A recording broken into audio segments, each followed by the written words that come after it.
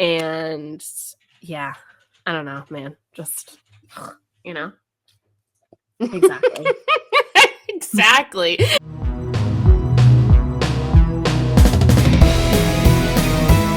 Hello, and welcome back to Hate Spinnerbait, the podcast where we hate spinnerbait, but we love karma. I'm just going with low-hanging fruit today.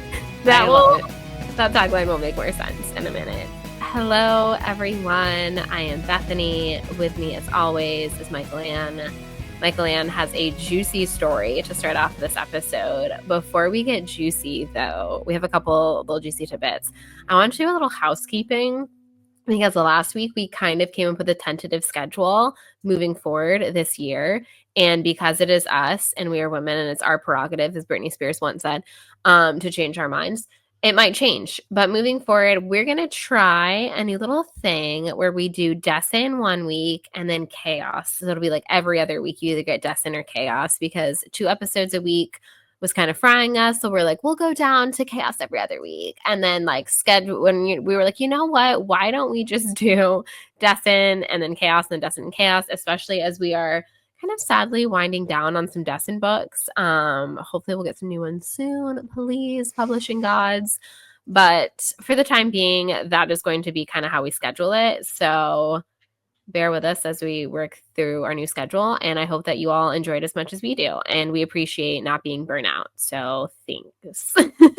Dr. Pepper sponsors us. But anywho, we wouldn't be burnout if this could be our full-time job. Dr. Pepper. Sponsor us. 23 flavors. Sponsor us. So delicious. And the new blackberry one, I haven't tried it yet, but I'm sure it's great. I would never say anything bad about you, Dr. Pepper. Unless you tell me that you're like doing away with your DI initiatives, and then I might be like, fuck you, it's off. But until then, we're friends. I'm surprised they haven't. Who owns Dr. Pepper? So they used to be, they're kind of like their own subsidiary. Like there is, I think, like some kind of parent company. But I'm not sure, because it used to be like they were always linked with Pepsi, but they are not a Pepsi or a Coke product. They are linked with like, I don't know, someone else. We'll have to do our research. I'm singing their phrases. For all I know, they're terrible. Someone else owns them. It's fine, probably. I don't know. Maybe it's best if I don't know. Y'all, I've already done away with Target. Okay, I had to go buy a movie at Barnes and Noble yesterday. The struggle is real. Actually, it was delightful. Barnes & Noble is always a great time. But anywho, Michael Ann, I've prattled on long enough. You have a juicy story about karma, and I'm really excited to hear it. Yes. First, I want to say that Keurig owns Dr. Pepper. Oh, interesting. Okay, that's a newer development. Is Keurig a good company? Who knows? I don't want to know. Well, I don't want to know. Keurigs are so wasteful. It's kind of funny. So I'm going to say no, but probably not. Okay, here's my story. Okay, I'm ready. And this isn't like I've seen Easter eggs, like little crumbs of this on the internet, and I'm excited to hear the whole thing. So I'm going to take you all back to 2020. I was working in a restaurant, and this restaurant's huge. It has like literally 300 employees. It's massive. So anyway, we all get laid off because of the pandemic. Right. And then all of the protests and Black Lives Matter stuff starts happening. And obviously I'm all over Facebook like, fuck y'all. He started this. Okay, so I'm just bringing in a he. This man who worked with me, who's older than us, like probably like 12 years older than us. Okay. I think he's like, I think he's like 43. So which is only 10 years older than me, but anyway. But in your mind. The math was right, in her mind. But anyway, so he was really like, he was one of the standout servers. Everybody liked him. He was like super charismatic. Like, I didn't see this coming at all.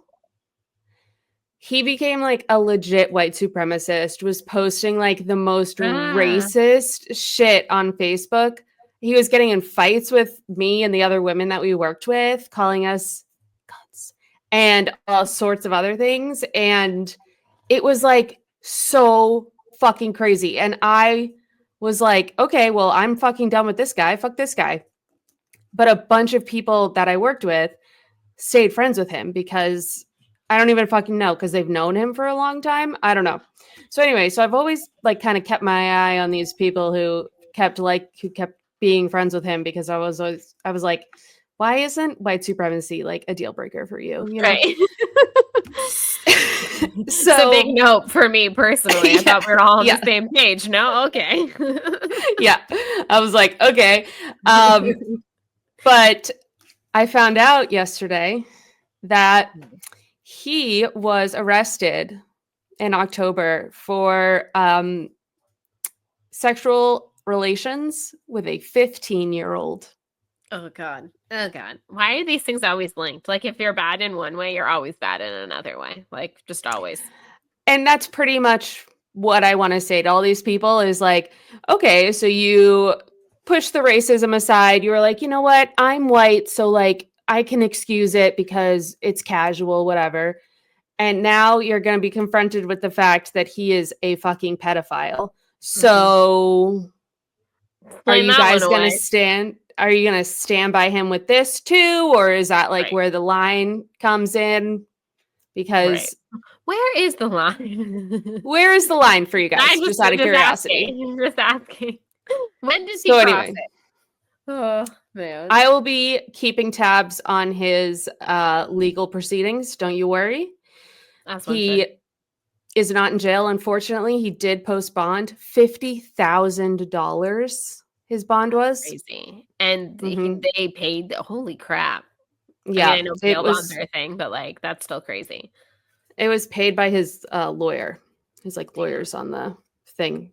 So yeah. Anyway, that was just, that's awful. But also I'm like looking at all those people that, and like, it's not even like they were just like casually friends with him and like, haha. No, some of them were like legit standing up for him, defending him, like be like saying mean shit to me, rude shit to me, defending him. And now I'm like, so y'all wanna say something now? Or and it's interesting because all these people like love God, you know? Oh, always, yes. So, you know, I guess God forgives racism. Does he forgive pedophilia? I don't know. I guess we'll find out. We shall soon see. So anyway, I just need like everyone in the world to know that story basically, because he's such a piece of shit. Yeah. And now he's like the piece of shitness is cemented, and I hope he rots in prison for the rest of his life. Same. Yeah, I just feel like it's one of those things where you're like, hey, y'all, like, I am seeing some red flags. I'm seeing some warning signs. And everyone's like, nah, this is not so-and-so. Like, they're good people. And you're like, no, like, I'm really seeing them. And then it always turns out that, yes, whether it be, you know, weeks later, months later, years later, like, the red flags were there for a reason. Like, they were just, like, a shitty person. Like, there are no ands, ifs, or buts about it. But for some reason, it takes people a lot, and people will excuse a lot until they cannot make excuses for someone anymore. And yeah, that's that is messed up. And it's like a big problem. I think that first of all, white people, we have a lot of problems, but one of them is definitely that we take racism too casually. Like you should not be hanging out with your friends who use the N-word and not saying anything, or hanging out with them at all personally, but like not saying anything and like just letting like the weird shit they say just like go, okay, like that's just him. That's just what he's like. No. Yeah. No. Oh, you know, they're a little old fashioned. They're just whatever. And you're like, it's just a weird, you know, Uncle so-and-so's just like that. And I'm like, we could change him. And again, like, or we could tell him to go fuck himself. Yeah. We don't have to be his friend. Yeah, we don't have to hang out with Uncle so-and-so. Well, I mean, obviously when you're a child, you're kind of forced in family functions. But at a certain point, you usually are old enough to get to be like, I no longer would like to attend that family function if that person's going to be there. Or again, particularly family you're kind of stuck with, but friends, you choose is the great thing about friendships I have found. and you Friends, can you choose. decide not to be friends with those people anymore. Find out new information about your friends Yeah. and then not talk to them anymore because they are. And like, again, like I can't tell you how racist the shit he was posting on Facebook was. I'm not being dramatic. Right. Like it wasn't even One like of dog whistling. It was just like straight up No. like racism. And people were like, It was like whatever. yes, it was straight up like white supremacy talking points, racism, calling I don't need to repeat what he said, but he had opinions about George Floyd and everything. Like, no, this guy's a fucking piece of shit. And I just feel like I know like you're not affected by it, so you're just kind of like whatever, he's still my friend, but like raise your fucking standards for friendships and like call your friends out and you're a grown adult. Like this applies also to all of the men out there who are friends with a guy who's dating a fucking teenager and he's like in his 30s. Okay. So that friend as Yeah. well, you can talk to him Also, too. yeah. Also dump him like a bad habit. Yeah. That's a fair point. Like it's so crazy to me the things that white people could get away with. And it's especially white men. Yes. Yeah. Yep. Gosh, the good old boy. And it's like, no. No, I think he's in the Klan. Yeah. So anyway, that was that story. I hope everybody enjoyed it and felt my rage. Yeah, I was with you. I was right there with you. I thank you for sharing. One other quick little tidbit, which actually is going to kind of perfectly segue into it's not going to segue into the book, but segue into, again, I know anytime that like we get a little political or we like prattle on a little bit. Again, we're doing every other week now, y'all. So you're gonna have to bear with us being a little yappy on the Dessen episodes because we have to wait a week before we do a chaos episode. Okay, so we're gonna try to keep it to a minimum, but sometimes when we have thoughts, we have to have them when we have them because that is how it works being a human. But with that said, again, I would just like to state that like I don't think of like everything is political. I hate when people are like, oh, I don't do politics or get politics out or whatever. Everything in life is political. Art by nature is political. There's not a single piece of art that you have ever experienced in your life that is not political in some way or another. And with that said, this is an exchange I had with the liquor store attendant yesterday. So yesterday, I get up. Mike and I are like dividing and conquering. I really wanted to buy Wicked because it came out this week and I'm a physical media girly pop. And I was like, I don't want to buy a digital. Like I would like to own a physical copy of it. So then I'm in a conundrum of where to buy it because the only place you can like buy movies nowadays is Walmart, Target, or Amazon. And no, thank you. So where can I buy it? So I'm like researching into that. I'm texting Michael. So anyways, I was like texting with Lan. I'm like, I don't even know where one buys movies now. Like whatever. So anyways, I landed on Barnes and Noble. It was great. I also then got to go like smell books and look at like little knickknacks and be happy. So bought at Barnes and Noble. Happy days. I was going to go to Kroger because I've been trying to shop at Kroger more because I heard that they're good people. And they haven't. I have one pretty close to me, so I need to buy a couple bits and bobs from grocery stores. So I'm going to Kroger. Of course, it's Super Bowl Sunday, so it's like packed, but whatever. And my husband and I decided that since it was Super Bowl Sunday, we wanted to have some Dirty Shirley's because why not? Live a little, you know? So I was like, yeah, I'll run to the liquor store.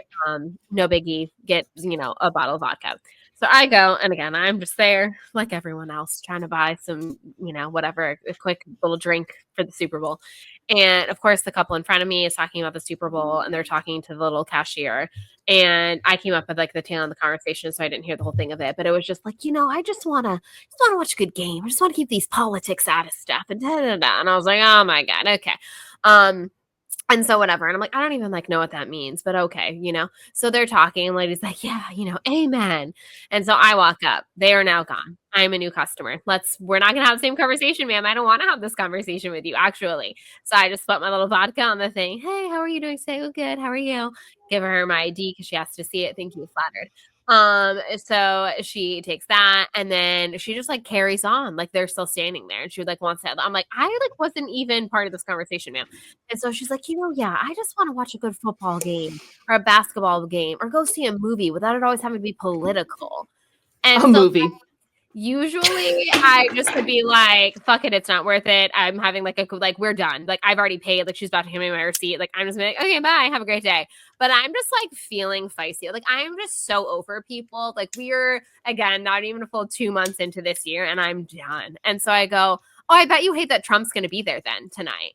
She like pauses mid receipt, just like I shit you not, like a deer in the headlights. Like she didn't know how to respond to that. And I go, because you don't want the Super Bowl to be political.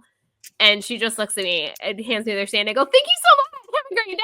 And I just walked out the store because I was like, fuck you. What you mean is you don't want certain politics. Like you don't want them putting in racism in the end zone. You don't want people to stand up to Trump. You don't want whatever.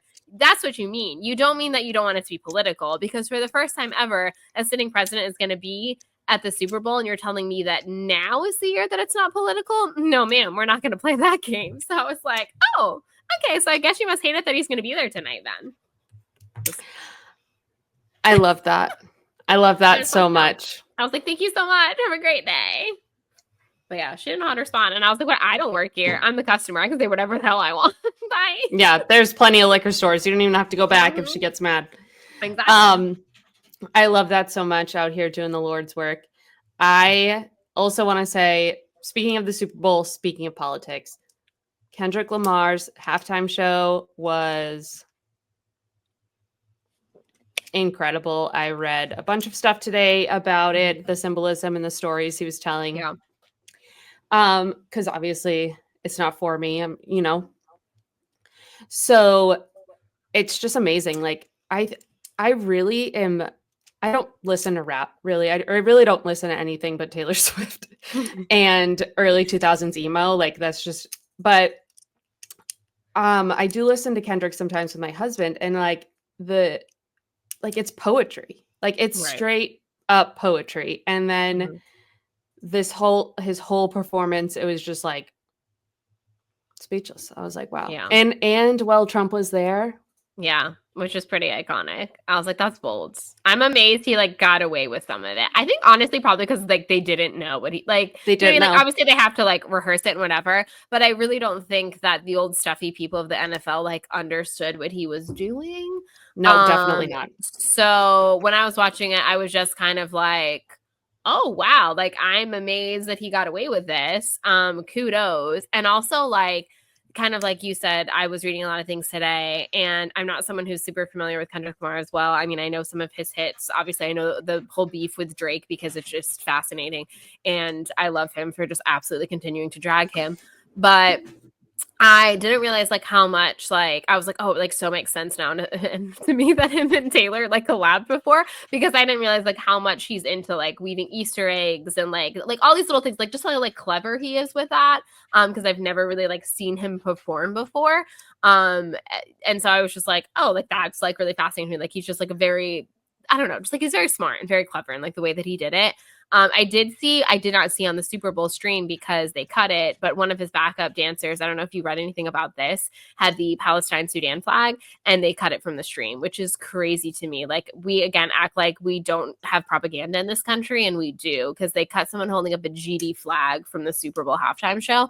And then I got an ESPN push notification today that he was detained and they were considering charges. And I was like, this is America. And someone is detained and possibly going to be charged for holding up a flag in a halftime show. Fuck off. So that's really scary. Thankfully, no charges were pressed. He seemed to have been let go and whatever. But I did not know any of that because, again, it was not on the stream. It was only because people started posting about it online. And again, wow. I happened to get this ESPN push notification about it, and I was like, wow, that's wild. But yeah, so that's crazy to me that holding up a flag in this country means you could get detained. Standing, making a statement against genocide, arrested. Yeah, arrested. Committing genocide, fine. Friend of the U.S. Yeah. So I was just like, wow, that's crazy. But yeah, that just absolutely floored me, because again, we act like other countries, oh, China, they don't state-run media and they don't let you see things. And I was like, you realize none of us are immune to propaganda, right? Also, I heard that they edited the stream so that it sounded like people were cheering for Trump when they were actually booing him. Yeah, I can't like confirm or deny that because obviously I wasn't actually there in the stadium. But like, I would but yeah, assume that was I saw on the feed like it did seem like they were cheering for him, and I thought that was really weird because it was a very pro Philly like crowd for sure. It was definitely more like Eagles fans than Chiefs fans.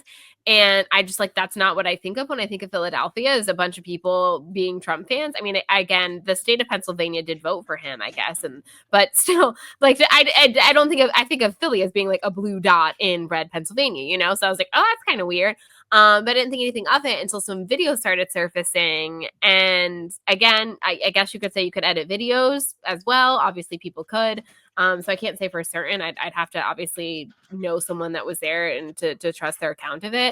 But I wouldn't be surprised if the NFL, you know, wanting to stay in his good graces or whatever, wanting to kiss the ring, did pipe in applause. But I was just like, I don't really think that's a Philly crowd reaction.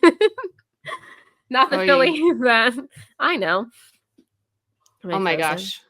That was crazy. It was like Tron. I have no idea what you just said. Did it just get like really robotic? Yes. Oh, that's weird. Yes. Okay, well, it probably sounded like I was possessed. But yes, I was just saying it didn't track to me having watched the feed, like the televised feed, that people would be cheering for him. I was like, I don't think that seems correct, but I could be wrong.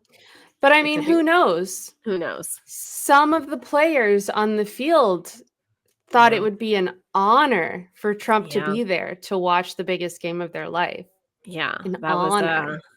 There were some comments being made by some people that were not great. Travis Kelce obviously being one of them that I was disappointed in. I think Tyreek Hill said some like really wackadoo shit. I already don't like him though, so that did not surprise me that he would say some real wackadoo shit. I was like, that seems like Tyreek Hill. Some other people responded a lot better. Looking at you, Jalen Hurts, and that is why karma was on your side and you won the Super Bowl. That's what I'd like to think anyway. I saw a lot of, I obviously didn't see every single player's response to it, but the Eagles players that I saw respond to it and the Chiefs players I saw respond to it, I felt like the Eagles handled it better. I will say DeAndre Hopkins, who plays for the Chiefs, I think handled it pretty well. He was like, well, that's who people voted for. Yes, I saw that clip. Yeah, I watched it. Somebody was like, okay, let's see how the rest of them, what the rest of them said. And he's like, well, the people voted for him. So I guess he'll be there. That was my favorite one. Like everyone else on the Chiefs, like did not handle it super well. Again, I did not watch like every single player respond to it. But he may have been the only Chiefs player that I was like, okay, thank you. That was a good response. I saw somebody that was like, do you feel like there's a lot of pressure now that the president's going to be there? And he said, I don't know who it was because I don't know sports, but he said, nope. Yeah, no. And that was it. And just like, that was the whole answer to the question. I was like, perfect. I did also, I swear we're going to get into the book, y'all, but in lighter news, I saw, I get a lot of times on TikTok because I am a sports girly pop, I guess, that I will get sometimes like the different team social media accounts, and the Eagles randomly popped up, I think mostly because a lot of people have been talking about the Eagles, obviously them going to the Super Bowl, and it was them like kind of in like a green room, like they're basically back in like a hotel ballroom situation, like they just done press day, which press day is like, I can't imagine. Like you are just asking the most asinine questions, and it's just like a stream of it. Everyone actually should be Marshawn Lynch. My favorite person ever on a press day is Marshawn Lynch, who came and answered every question was, "I'm just here so I won't get fined," and they'd be like, the next question, "I'm just here so I won't get fined," because they do fine you if you like don't show up for press day, you know. So, anyways, and then at one point interview was like, "Marshawn, are you just here so you won't get fined?" He's like, "I'm just here so I won't get fined." Literally my favorite press day of all time. And I was like, literally, that's what I would have said if anyone asked me anything about Trump. I'd be like, I'm just here so I won't get fined. But anyways, so they were like kind of in like the hotel bar room, like they had just finished their media, insane press day. And they went around and they were like, what was the weirdest thing you were asked today? And like, honestly, it was so funny. Like their responses and like, they were like cracking me up. About it. Like the one guy was like, one guy wanted me to measure my hand against his. And so we basically were just kind of like grasping hands for a minute. And he's like, and that was a real personal moment I was not prepared to have. And I was like, yeah, if that is very fair, sir. I'd be like, I don't consent to this. Like, you're a complete straight. I don't want to like caress your hand. But yeah, like they were just like the weird things they were asked or whatever. And it was just so funny because I was like, yeah, press days are so weird. Like on one hand, they're like, how do you feel the president's going to be in attendance? And then the next person is like, if you were a tree, what kind of tree would you be? And we're like, what the fuck? I don't know. Like, I'm just here so I won't get fined. Like, I just want to play football. Like, y'all mind? Crazy. Like, that's absolutely crazy to me. But anyways, it was a delight. You know, go Birds, I guess. I'm a Lions fan, but yesterday I was an Eagles fan. And yeah, I don't know, man. Just, you know. Exactly.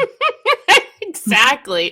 Exactly. Those are my thoughts. I don't even like what a mess. I am happy to report, as someone who did watch the Super Bowl, I know obviously a lot of people were boycotting, and I respect that and I understand that. And like, I don't know, don't hate me because I watched it. We had money on it, okay, not like actual money, but we're playing Super Bowl squares because I think Super Bowl squares, and it was just, you know, whatever. I watched the whole freaking season. I wanted to see how it ended. Anywho, I will say I was happy. I'm happy to report that he was in the pre-show a little bit, and then they did not show him for a second for the rest of the game. So at least I didn't have to see his horrible orange face. He did not get a lot of screen time. That was nice. You know, people like Kendrick Lamar and like Lady Gaga got more screen time than him. So happy to report that. But yes, we conquered, you know, whatever record sales, sold out concerts. I don't know. That is it. Those are my thoughts on that. I guess now that we're like 18,000 years into this episode, we can talk about the book. And we're doing 3 chapters today, everyone. So yeah. So it's just long. I don't know. Who knows how much of that conversation you actually heard? Mike Land may have edited it like way down because she's like, Jesus Christ, it took us 18 years to get into the chapters. But whatever you heard of it, I hope you enjoyed. Okay. Where did we start? 21. Chapter 21, right? 21, yeah. 21. So it opens with Eric being like, oh my God, we got in the showcase. It's 3 weeks from this Friday at Bendo, 5 bands, all ages. He's super excited. And he's super out of breath. And Irv is like, you seriously need to work out more. Which is funny. So Eric's like, clear your schedule. We're not doing anything. We're going to live, eat, and breathe our music, basically, so we can win a demo. He says, are you serious? This is our shot, our big chance. Winner gets to record a real demo with Hambone Records. That's where Truth Squad and Spinnerbait started out. Max says, hate Spinnerbait. Hell's hate yeah. Spinnerbait, baby. Hell's yeah. Another reference to us. Frame it, page 357 of Saying Anything. Cut it out. Cut it out. Every time we get a reference, it makes me really happy. Same. Oh, here. This is where they name their band. Kind of by accident. He's like, this is serious, no gray area. Irv is like, why is there never a gray area with you? Everything is always brilliant or catastrophic. And honestly, I've never related to Eric more. I know. Because me, I'm like, either it's the best thing ever, like not just, I'm pretty pessimistic, name of the song. Truly, it's either like the best thing ever, I love it to pieces, or I'm like, we're doomed, we're all doomed. And there's no in between. But then when I'm like actually rational about it and I sit down and think about it later without emotions, I'm like, okay, actually, guys, it's not as bad as I thought. We can do stuff to get this better. Yeah. It's fine. It's going to be fine. But yeah, I feel you, Eric. Yeah. So, and I almost said Andrew. And Andrew, yeah. Eric was like, I'll think about that. It is intriguing. It fits the idea of our ironic take on the songs we're doing, as well as what they did for the larger community of music. So pop, total earworms. You have to give the songwriters credit, even while acknowledging the damage they caused, not just to the integrity of the music, but society as a whole. It's so serious. It's so good. It's so good. It's hilarious. It's wrong. Yeah. It's wrong. Pop music is integral Okay. Yes. But, okay. Whatever. But I love that he Men. feels so strongly about it. You Yes. know? Me too. I'll give him that. So Irv and Eric walk away, and they're like, oh, they're like such an odd pairing walking away together. Layla says, huge guy and hipster guy. They're like superheroes without the super part. So, yes, very. So she is like, okay, I gotta go. Like, my mom's gonna be at the Kiger because she has my computer charger, so I have to be there on time. She has to like know I'm there on time. But right when she's about to leave, they get the news that Layla and Mac's mom is in the hospital again. Shortness of breath, started to pass out. They're going to the hospital. Also, Sarah. I was so stressed out. Yeah, seriously. Like the second the chapter started and this house started, I was like, I swear to God, Sarah, we've warned you. I know you wrote this years ago. I know you can't change it. I know you can't change it, but I really need you to understand how much I don't want you to touch a hair or harm that woman in any way. Okay? Thank you. Just a hair in her head. My mental health is hanging on by a thread. Yeah. I can't have you do anything bad to Mrs. Chatham, okay? Like that will ruin me. Yeah. Ruin me. So Mac is like, I can't drive you to the hospital. I have to go to the pizza place and, open shop and like take care of it, whatever. And Sydney's like, okay, I'll drive her. Even though she's going to be late, she's like, it doesn't matter. Like, this is important. I'm going to get you to the hospital because she's a good friend and we love her. Mm-hmm. I also wanted to talk about the hospital situation here because this is we've been kind of talking about how class is a major theme throughout this book's social status, class status. And so when they're going to the hospital, she says, which hospital? U General, way across town. She's like, it's the only place that takes our insurance. But Sydney had never been there because she goes to the Lakeview Methodist, which is closer, brand new, super fancy. And that's just another insight on how if you're poor, you're fucked. Yep. You have to literally go further. Like your life is literally on the line and you have to drive further because you're poor. And that's how it works. Yep. So awesome. Love that.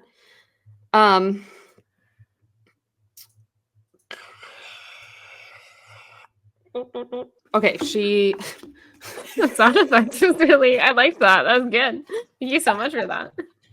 I don't know how I even did that. That was, okay. Will you ever be able to replicate it again? Probably not, but it was good. Probably not. Okay. So she drops her off at the hospital and so she's driving away from the hospital and she passes by a city bus stop and there's a little boy with his arm in a sling, his face solemn. What is that boy doing in this story? I don't know. Yeah, it was weird that that was mentioned, right? I also was like, is this going somewhere? It has not, at least yet. But I was the boy is there like symbolism I'm not understanding? Or like I thought there would be some kind of connection, but then there wasn't. So I don't know. Yeah, I was like, okay, that's a very interesting, little random tid. So she is driving to Kiger. She's a full half hour late. She's like, oh my God, thinking her mom's going to be texting her. But she doesn't because when she pulls into the Kiger lot, Ames is there. Yeah. Ames. Of course. Now, I will say, before we get to the Ames of it all, that I was a little confused with Sydney on this one. She was saying it was too much to text. She didn't feel like she'd be able to explain herself in a text, which I understand, especially we're still kind of in the infancy of smartphones, I think, we should have, we have smartphones by now, right? But anyways, we're not still T9ing. Although put a phone in front of me right now and I think I could T9 text. I'm just saying. It never leaves you. But anywho, she doesn't want to explain it all in a text, yada, yada, yada. But I was like, I don't know. Like, I feel like preemptively telling your mom, hey, like, this has come up is better than, but I think she thought, like, oh, it'll be better if I explain it to her face to face. But I was like, I think it's always better to warn someone. And then you can fully explain yourself face to face, then wait till they're already mad at you and then try to explain it. Obviously, it ends up being a moot point because it's freaking Ames and not her mom that's there. Ames, who's weaseled their way into their lives even more by moving in. But yeah, I'll let you take that away. Yeah, I thought that was weird too. I was like, she's not going to text her mom and tell her she's going to be late. Just text her like, hey, I'm going to be late. It's her very important emergency. I'm driving my friend to the hospital because her mom's in the hospital. Like, I think she'd understand. Yeah. And you can like fully explain like when you get there. Or she'd be like, ooh, Lila.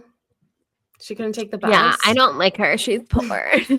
She's poor. We don't associate with poors. She's the riffraff of the community.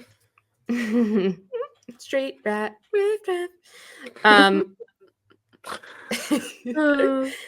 So he is like, Sydney, you were supposed to be here 45 minutes ago. This whole scene made me so uncomfortable. Like, yes, I felt like I was 17 and trapped in a conversation. Like she does this so well. Yeah. And it's not even that long, but it's just like, you know, if you're a woman and you're reading this, you're like, I know exactly what this situation is like. So she's like, I had something to do. And he's like, well, Julie didn't mention that. And she's like, oh, I needed to get my friend a ride to the hospital. Like, it's none of your fucking business. She doesn't say that, but she should have. And she's like, can I have my phone charger, my computer charger, please? And he gives it to her. After he like kind of doesn't give it to her, you know, like she goes to grab it and he like pulls it away. And he says, you know, you're putting me in a bad spot again. Your mom's done a lot for me. I don't feel right lying to her. So he's setting up what he wants to set up, which is he has something on Sydney. He's like, I'm keeping a secret for you. So you owe me something. And who knows what that's going to be. Okay. Yeah. And yeah, it's like textbook, like grooming, gross behavior. But she's like, you can tell her. I don't care. Like, go ahead. Please tell her. I was going to tell her, actually. Go right ahead. And he's like, no. We'll keep this as our little secret. Agreed? Ugh. He is truly disgusting. Like, she's literally like, I don't care if my mom knows that I was late. And he's like, let's just keep it a secret. Yeah. I'm doing you a solid, and like, don't you forget it. And she's like, I don't want you to do me a solid, for Christ's sake. She's like, you're offering me something I don't even want. Yeah. So then he's like, see you at dinner. So fucking gross. Jen is like, what was that all about? And she's like, just being his creepy self. And they like kind of like, oh yeah, just him being his creepy self, like moving on. And it's like, oh my God, like, actually, sorry, this episode's gonna be long. It is what it is. I found a article that Sarah Dessen wrote for 17 magazine. Yes, this was such a good find. When she around the same time of publishing this book, and it was about how when she was a teenager, there was an adult man who was trying to date her, basically, and she like went along with it because she didn't really, because you're a child, like you're a kid, you like don't really understand fully what's going on. Right. You're just like, ooh, boy likes me. And it makes you like feel special. You're like, oh, like I'm like, he thinks I'm mature. He thinks I'm like, you know, worthy or whatever. And it's just like casual. Like, it's just like, no big deal. Older men. I'm in high school. It is what it is. And they're just like, oh yeah, he's a creep. Like, and he lives in my house, but whatever. And that's just like so sad because you're like, who's protecting this young girl? Who? Right, exactly. Like, what is happening here? At least she realizes he's creepy and she's not like dating him. Also, shout out to high school aged Sarah Dessen, who told that guy to get out of her life. Yes. You go, girl. Yes, 100%. You go, girl. 100%. All right. So then we find out that everything's fine. Their mom is okay. So she says, on my phone screen, these words remained, the don't be, all okay. Awaiting a response, or maybe not. All okay was a good stopping point. After all, a place to stay while I could. As long as you stretched out a moment, it couldn't end. If I didn't write back, there'd be no further conversation, good or bad. I sat there for an hour. I never wrote anything. Damn. Yeah.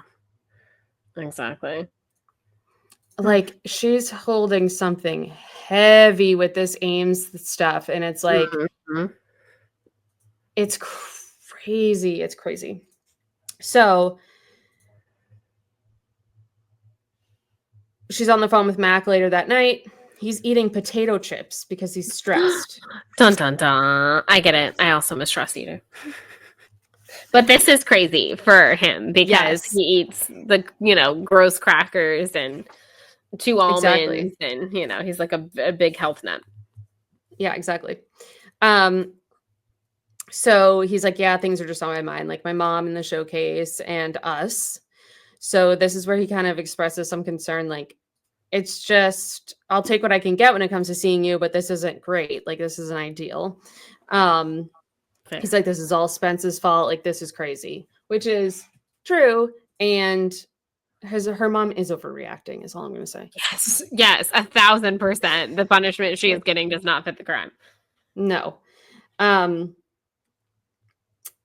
We were quiet a moment. I couldn't tell if, so she's on the phone. She hears somebody walk down the hall and then like slow down in front of her door. And she's like, we were quiet for a moment. I couldn't tell if whoever was in the hallway had moved on or was standing there silent on the other side of the door. A week into his stay, I'd known Ames to do both. Yeah, which like, that is so disturbing. Like, everything about this chapter, her interaction with him in the parking lot where he is just being so creepy, and again, like trying to like hold something over her head to be like, oh, you owe me a favor, and like I'll pay up on that when I want to. And then this, and the fact that we know that her door does not lock, it disturbs me. It disturbs me so much, honestly. Like, yeah, it's disturbing.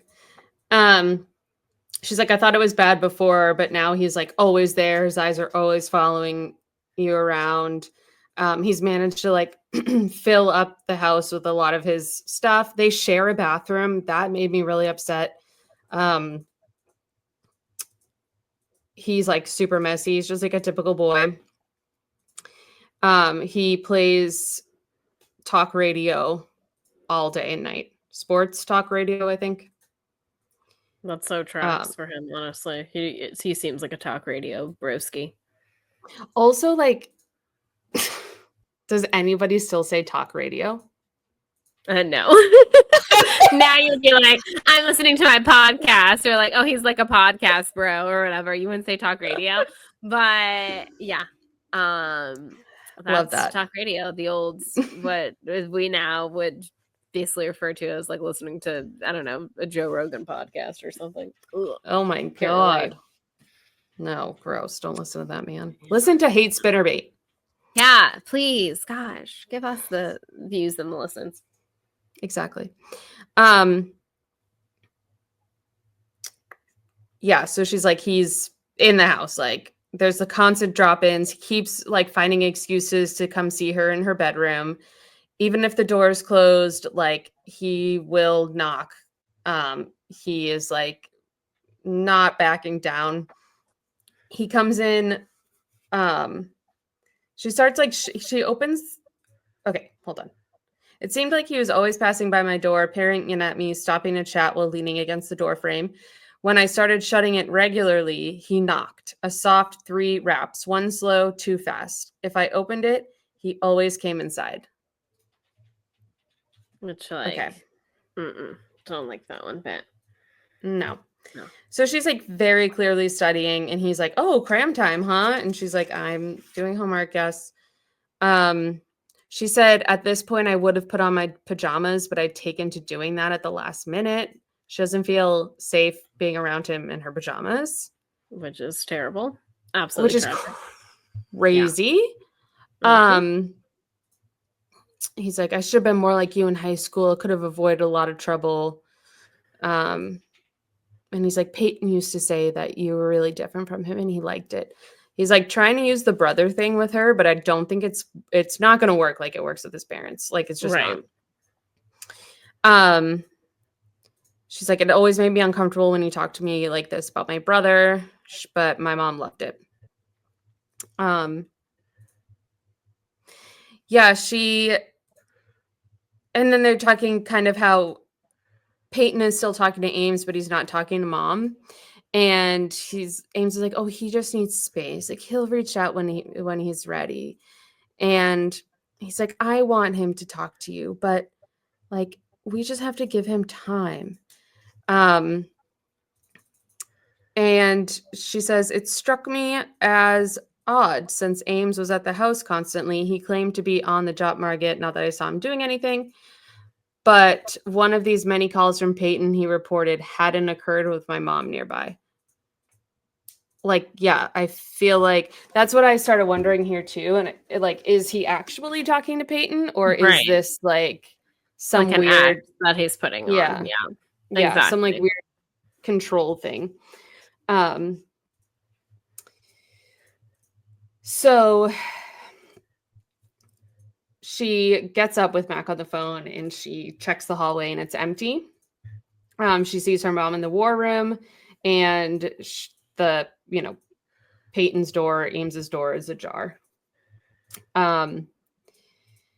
Sydney kind of talks about how she's like hoping that she can go to this showcase. She's like, I'm gonna just be really good and I'm gonna like talk to her and I'll have points and all of this. And Mac's pretty much like, lower your expectations. Like, I do not think this is gonna happen for you, basically. Right. And she's like, that was the issue. I knew not to expect everything. I never had. All I wanted was this thing. Even if it was a long shot, at least it gave me something to aim for during all those long afternoons at Kiger or here in my room at night, staring at my unlocked door with only my Saint Anything for welcome company. It's just seriously so sad. Like, it's so sad. It's so sad. She literally, like, her mom has made her schedule to, like, she doesn't have a life. Like, there is no there's no time to breathe, to enjoy, to be a teenager. Again, half of growing up, yes, obviously is the education, but also, like, socializing is, like, what makes you the person who you are. And she is just taken all of that for her and then moved in an absolute creepy guy into the bedroom next to hers. And her room doesn't have a lot. Like, it just, the whole thing is just so, infuriating. It is. But she's like, just think a good thought for me and step away from the chips. And she's happy because he like smiles, or she knows he smiles. And he's like, I'll do it my best. So then when they hang up, she looks at the calendar where only her school and work obligations are, probably because Ames would like, who knows what Ames would do with her personal information. Right. So she goes and she circles the date on the calendar. She doesn't write anything down, but she's like, this is her goal. She's going to get there. This is what she's working towards. Yeah. Put a pin in it. Yes. Give yourself something. And like her saying like she needs this thing because it's giving her some, like, it'll make all of this worth it then. And it's like, yeah, like you need things to look forward to in life. If not, there is no point in living. And her parents just like don't seem to understand that. Don't understand. We'll never understand. Okay. So yes, chapter 22 starts off with Dad clearing his throat at dinner, where Sydney says like she knows her dad well enough to know, like her mom and her know like well enough, like, okay, like he's about to bring up something important, like he wants full attention. Ames does not, and so he just keeps casually eating. So Dad, this is like such a dad thing too. Like he would be the one that would be like, so what's the latest on the job hunt? Like, what's going on? You've reloaded off us long enough. What's going on? And so Ames is like, I've got a few leads. There's a potential front desk position at like this inn, and he really wants to work in hospitality. And Dad's like, I've been seeing, help wanted signs everywhere. Like, does it have to be in hospitality? And he's like, well, I really want to stay in my field. And he's like, well, like a paycheck's a paycheck, in the meantime. And he's like, oh, but I don't I want to have, stay in my field. yeah, I was like, okay. And he's like, I have a feeling this is really going to happen, which earlier he's like, I don't know about my chances, it's competitive. And then the second that her father is like, maybe like try something else, then he's like, no, I've got a good feeling about it. Which one is it, my dude? Bunch of excuses. So Sydney says the silence that followed was so awkward. She says, finally something was shifting here. I just didn't know what it was yet. So it's kind of like, are her parents finally kind of over his antics? And that would be very beneficial to her, obviously, because he's the worst. So after dinner, she goes up to go, like basically have her little like nightly little chat with Mac that she has via text message, usually while he's in between deliveries, and, like study some more, because that's all she gets to do is do homework. And of course, there he comes tapping at her door, this time under the pretense of getting a phone charger.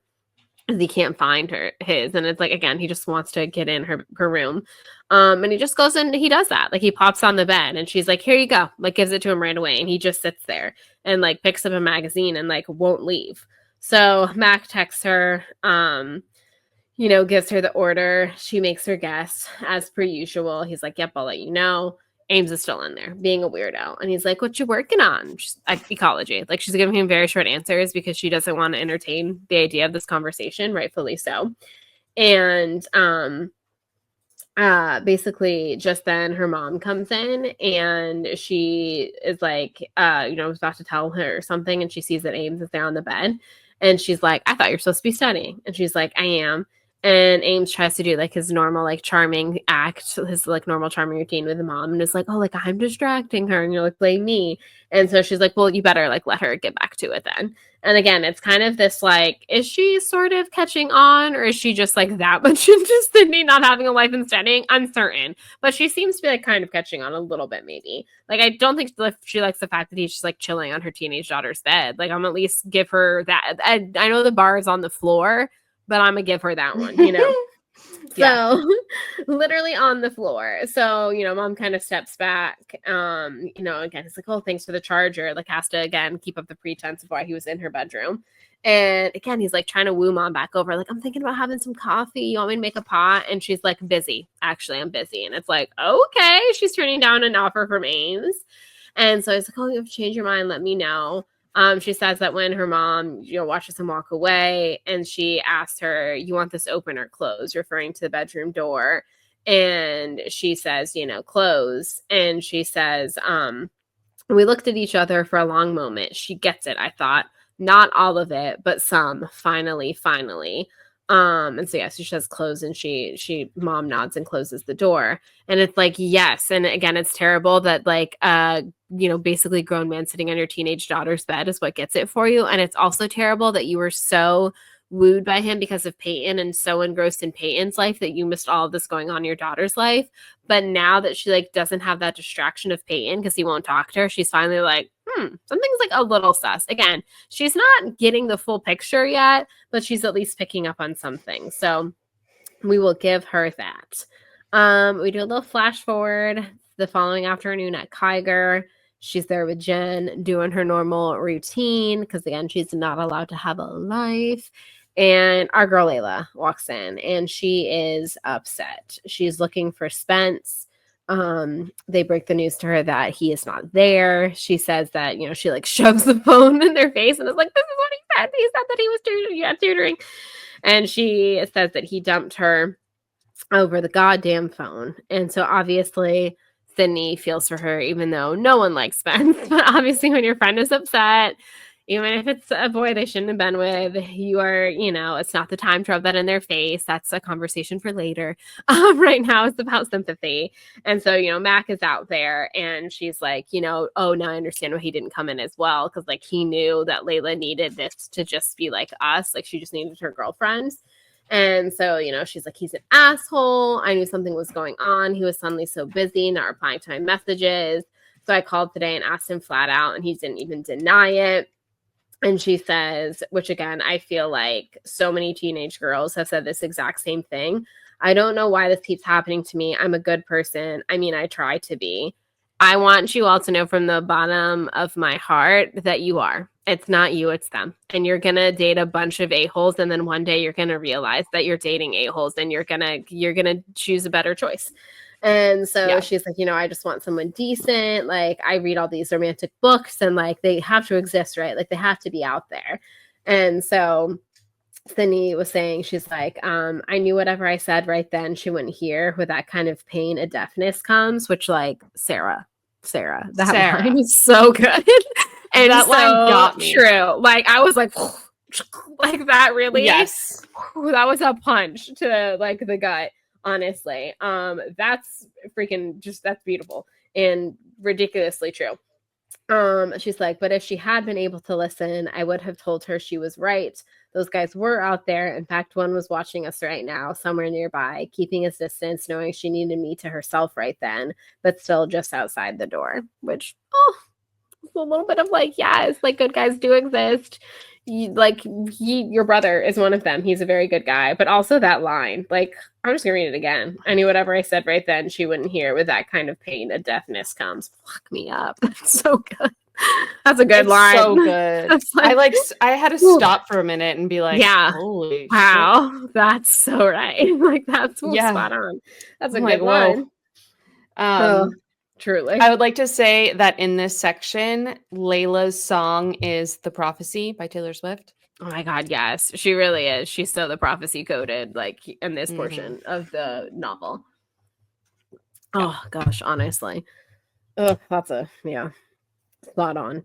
So we again flash forward to Layla saying, I don't even see why you need me. They're outside and they're like quick little 15 minutes that they get before, like after school, before Sydney has to like go off to her, little Kiger tutoring job. And they're again talking about like the showcase and whatnot. And she is like really heartbroken and like really doubting herself, which again, like every woman does after a breakup, because they're like, I'm not capable of being loved because I'm not worthy of it. And it's like, that's bullshit. You actually totally are. He just wasn't the guy for you. So she's all like, she's in her prophecy era right now. She's like really going through her feelings. And Eric's like, yeah, that was the plan. Like, you were supposed to be for the demo, but the people really love that song. And so like, if we want a shot, like we really need you. Like they really liked like your vibe in that song and whatnot. So she's like, I didn't like sign up for anything public. And she's like, I don't want to sing about like, jaded love, but I'm going through this. And Eric's like, no, to sing a song about strength and fierceness in the face of heartbreak in front of a huge crowd of people. Just trust me, okay? And it's like Eric being his pretentious self, but also like I do kind of love the spin he's putting on it. Like it is very sweet. Yeah. He is very, very sweet with Layla. Again, maybe that guy is right in front of your face, Layla. I know. So he literally, she's like, she didn't look convinced, but she still didn't push him away either. And when he leaned forward, kissing the top of her head, she closed her eyes. And so, of course, Mac and Sydney are like, what the hell was that? They just had a moment. Like, excuse me? And she's like, what is that? And Mac's like, I don't know, temporary insanity? Like, I have no idea what's going on there. And so then, of course, Layla's like, what y'all chatting about? And Mac tries like, it's fine, whatever. And this is where Sydney's like, oh, like, I'm going to try to talk to my mom about going to the showcase. Like, I really want to do it. And she's like, oh, yeah, like, good luck, whatever. So she goes off to Kiger, does the tutoring thing. She goes home. She decides she wants to get her mom alone because she knows, like, that'll be the best way to go about it. Her mom happens to be making a pepper tempeh stir fry, which is not something she would usually make. And she says that she's just, like, in the mood for a change. And so Sydney's like, maybe this is a good time.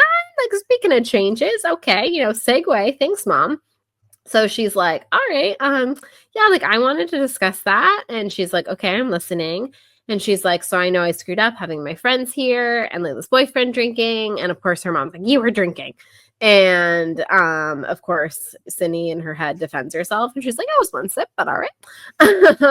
And of course, she can't say that because right now she's like really trying to lay it on thick. Like she wants something from her mom. And she's like, yep, you're right. And I was wrong. But I feel like I've really like done everything that you've asked of me. And I just want this one thing, which is to go to my friend's spot in a showcase. And she's like, it's a really big deal. It's an all ages show and it's early. Like it's early, 7:00 Friday night. I will be back, blah, blah. And so her mom's like, are these the same friends who were there that night, your boyfriends? And she's like, yes. And so she's like, oh, Sydney, I wish you would have asked about anything else. And it's like, sweet Jesus, these people are in her life and it's not going to change. Like, you're not going to be able to keep them away from her. And like, she's being open and honest with you. And like you said, doing everything that you want of her. She wants one thing. She wants one thing from 7 to 10 on a Friday night to be able to go out. So she's like, to a club with people that I know drink. And so she's like, it was just Layla's boyfriend. They're not even together anymore. Like, that's not going to be the thing.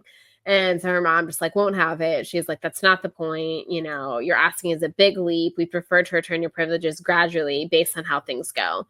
And, you know, she says, like, this is kind of the same thing Max said, like, don't shoot for the moon. Like, I look for something little. But again, she's just like, this is the one, like, I don't want little things. Like, she's like, you can go exactly back to our regular scheduled programming. I will go to the Kiger Center. I will do nothing but study. Like, I want this one few hour block of like being normal. And she's like, you know, I'm hesitant to change anything. Like, you've just been doing so well. She hasn't. She is floundering. And the fact that you cannot see that, like, seriously. So she's like, you just said like you were in the mood for change. And she's like, for dinner. Sydney, not in your life. No, I want to keep you under lock and key always. Sarah doesn't reference accidentally. Lock and key, shout out. Lock and key, shout out. Great book. She knows her chances up because she hears the garage door opening, which means either Ames or her father or potentially both of them are entering, which means like this conversation is going to be put to an end. So she's like, please, you know, like just think about it. Like, it's just not a no, not yet, please. And so she, you know, her mom says, all right. And then she, you know, helps her make the rest of her dinner. And, you know, they're like, it's a change. And she says that it didn't smell bad or good, just new, different. So we're changing dinner, but not her mother's ways yet. Yep. Yeah. Rough. Oh. That's the end of the chapter. That's it. Yeah. We're chapter 23. I was like, at least they're like mostly short. Like a lot of like important things happen in these chapters, but they're like pretty breezy. I did pigtails today, and a girl that I work with said I looked like the Wendy's girl. And I was like, what every woman wants to hear. Oh like, my God. I was like, I'm okay. Like, she meant it in like a nice way, but I was like, that's not like exactly how someone wants a compliment. I guess that's what I get for having red hair and doing pigtails. I'm not going to lie. I was sort of inspired. I'm not really inspired, actually, because Chaperone has like crazy, beautiful, long, gorgeous hair. But randomly the other night, Mike and I decided to watch her Lollapalooza, her appearance at Lollapalooza. And that was when she did her wrestling look with like the pigtails. And I was like, I haven't done pigtails in a long time. So I put my hair in pigtails. And then someone tells me I look at the Wendy's girl. And I was like, well, I guess I won't be doing that for a while. Well, never mind then. Thank you. Never mind. I was like, I work with children. I can get away with pigtails. It'll be cute. And then I was told I was like the Wendy's girl. So, you know. Say lovey. Say lovey. Oh, God. Okay, chapter 23. The first voice she hears when she gets out of the shower is Ames. He's like, Julie, got a minute? And she's like, not really. I'm kind of in the middle of something. They're like very obviously starting to get like annoyed with him. Yes. But he knows this. And he's like, well, I have a feeling you're not going to mind this particular interruption. Manipulative piece of shit is what he is, truly. Yes. And like, that's what you say to somebody when you're like, I have a puppy for you to hold. Anyway. Fucking weird. So he's like, I had to give the guy credit. Presented with the possibility of being evicted from our house in daily life, he'd worked the only miracle he was capable of. I knew it the minute she said hello. And then he melts Peyton to Sydney. He's like, Peyton. Yeah. She's like, thanks, I know. Like,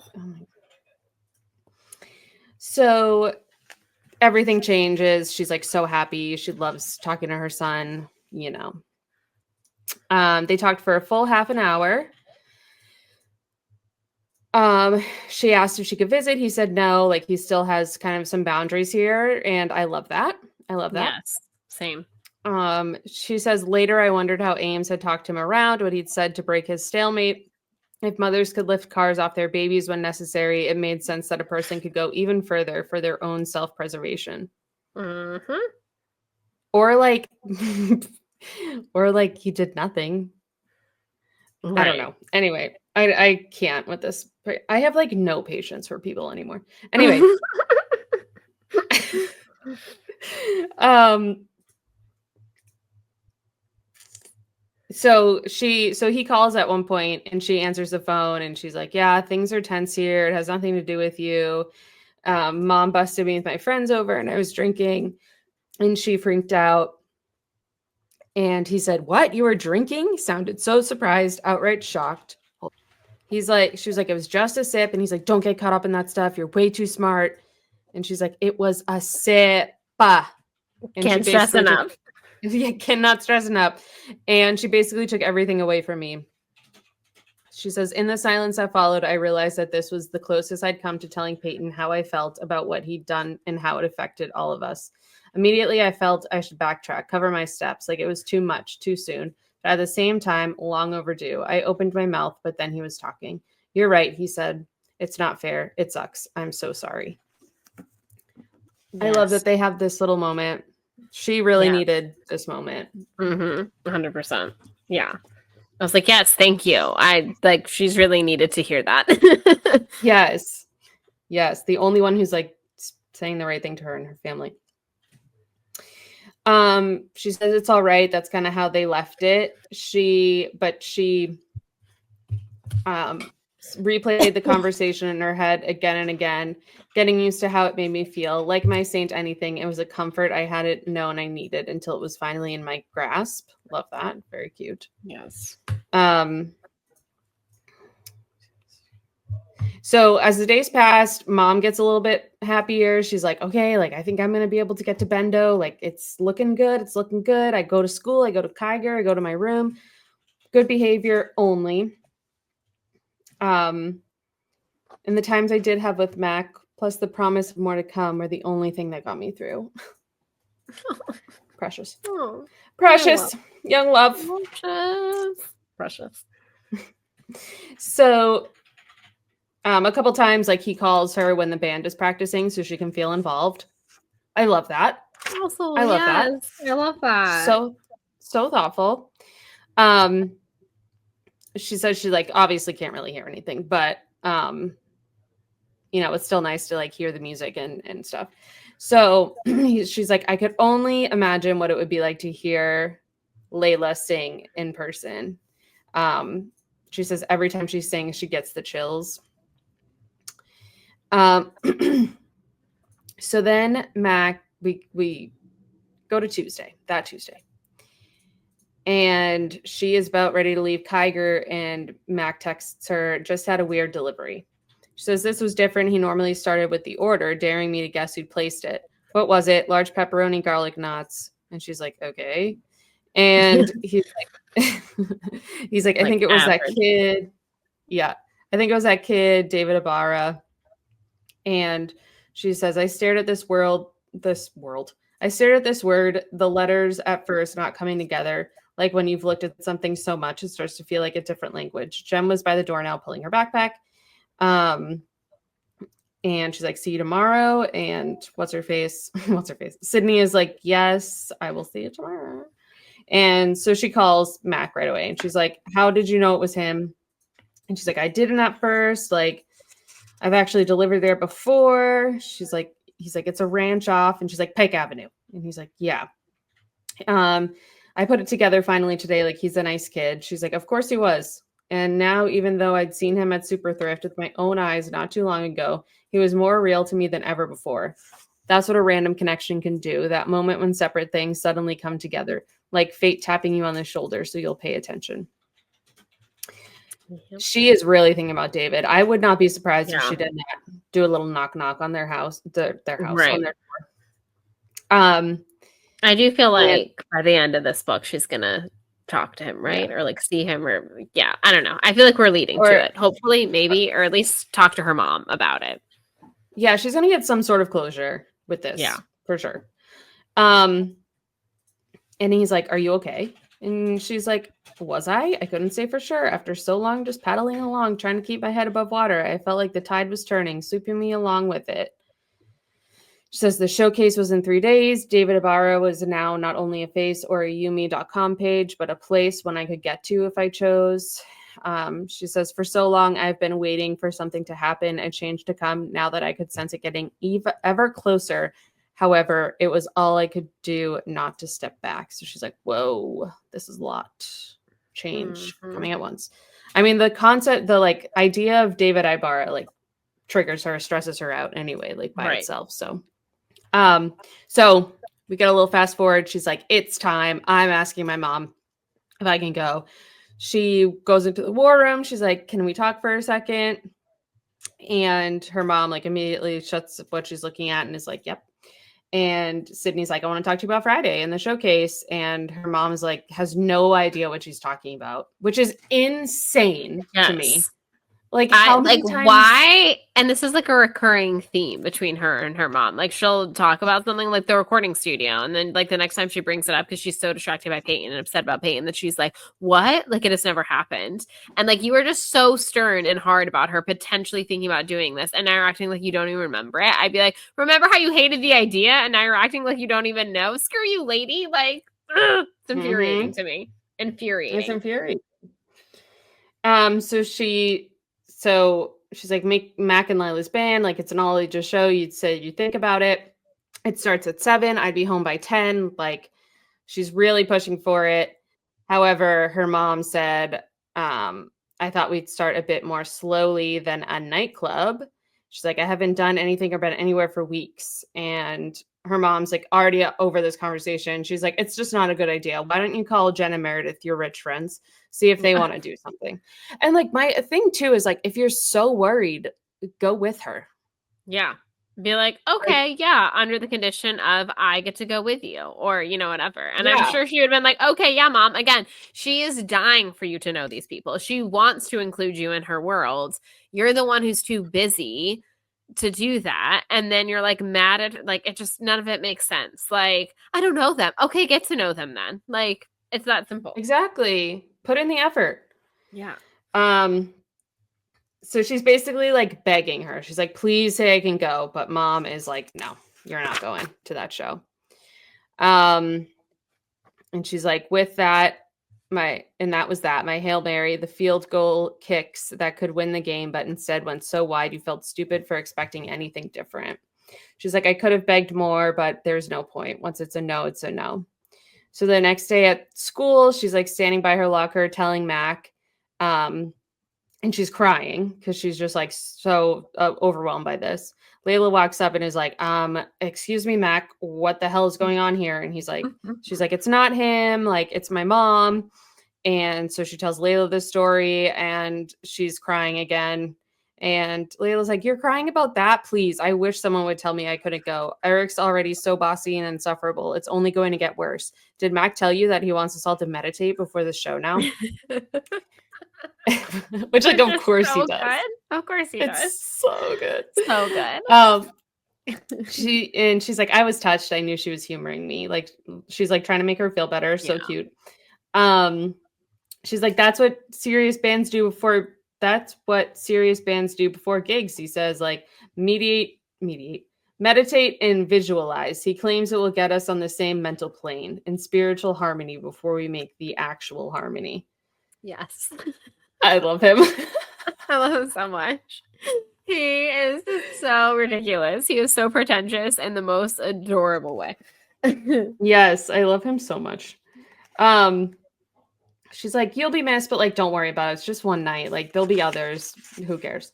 So the bell rings. They all separate. Mac's like, are you going to be okay? He gives her a little snuggle. She's like, yes. Layla goes, young love. Which I love, which is what we say on this show, literally. Yeah, we're saying about all the time. Layla is us. Layla is us. Every time we're like, oh, young love. So she's like,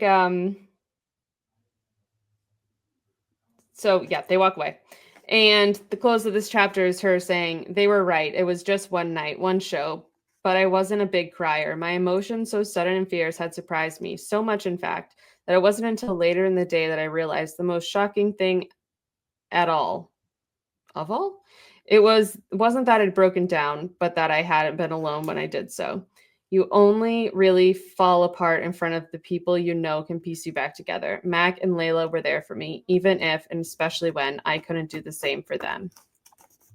Yes. And that's the whole point. And that is why you can't just be like, go hang out with Jen and Meredith, because like these are her people. She has found her comfort people. And that is so important. It cannot be honestly overstated how important it is. And for her mom to just completely take that away from her.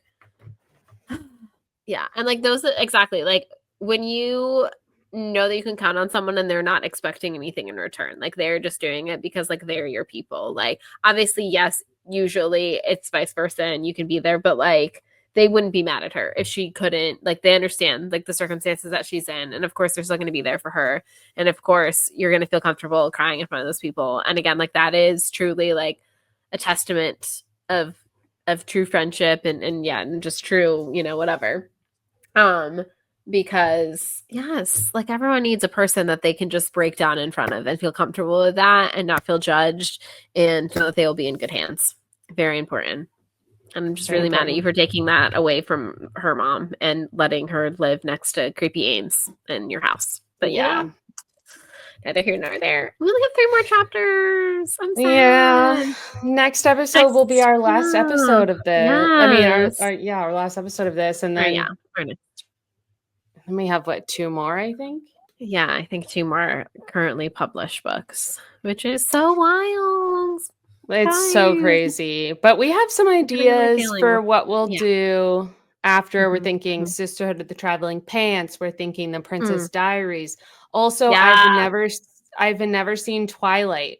So we're gonna watch Twilight. So we're gonna talk about that as well. Yeah. I'm so excited. I know. I can't wait. My friend was like texting me all this stuff about it because she was like watching it to like make herself feel better. And I'm like, honestly, I've never seen these movies. I have no idea what you're even talking about. Like I read most of the books, but prepare for the quotable moments that are about to come into your life. I can't wait. I can't wait. That's so stick with us. We still are here. We're here. Yeah. We're here.